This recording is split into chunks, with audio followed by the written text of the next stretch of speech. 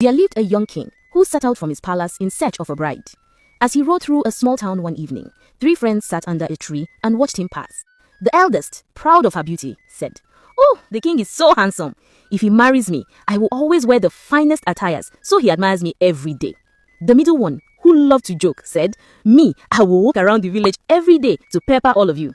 The youngest girl, blue eyes, calm smile, looked at the king once and said, "If he marries me, I will give him 2 daughters with hair of gold." A palace guard heard everything and told the king that evening. The king laughed at the first 2, then grew thoughtful at the last. He sent for the quiet girl. Her name was Aya.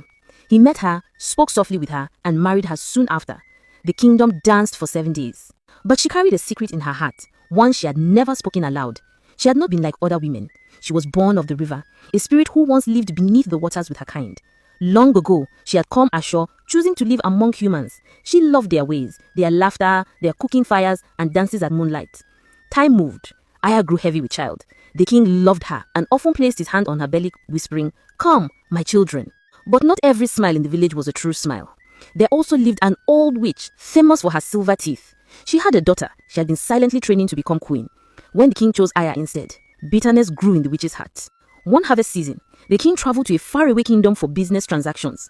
On the 9th month, just before dawn, Queen Aya gave birth to 2 beautiful girls. The midwife gasped. The babies had hair that shone like new brass in sunlight, gold, exactly as their mother had spoken at the market. The cries of the twins filled the room like flutes. The palace women danced and praised. The witch did not dance. Her eyes burned cold. When no one was watching, the old witch slipped into the queen's room with a small calabash. She swapped the babies for 2 small goats and carried the real twins away, silent as the wind. Before anyone could raise an alarm, she buried the girls in the soft earth on both sides of the village river, one to the left, one to the right, and smoothed the soil with her palm. She wiped her hands and smiled. By afternoon, a messenger on horseback took a letter to the king. The letter said, "The queen has given birth to 2 goats." Furious, he sent back the messenger saying, "Let the queen and the goats be thrown into the great river." The order was carried out. Just as they were about to be thrown into the river, the queen cried out, "My children are alive. Only truth can judge me." Then she was pushed in.